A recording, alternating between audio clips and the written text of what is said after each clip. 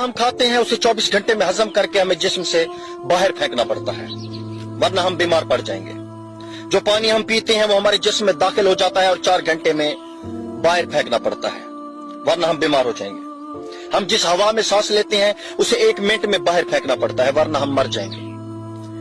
नफरत, गुस्सा, गीबत, हसद, अदम तहफ़्फ़ुज़ जैसे मनफी जज्बात के बारे में क्या ख्याल है, जो हम अपने जिस्म और ज़हन में दिनों, महीनों और सालों तक रखते हैं? अगर इन मनफी जज्बात को बाकायदगी से बाहर ना फेंका जाए तो हम नफ्सियाती अमराज का शिकार हो जाते हैं। कामयाबी दुश्मन बनाती है, तरक्की हासिद पैदा करती है। अगर कोई भी आपसे नफरत नहीं करता तो आप पीछे रह गए हैं। जो रोटी चुराए उसे सूली पे चढ़ा दो, जो मुल्क को लूटे उसे कुर्सी पे बिठा दो।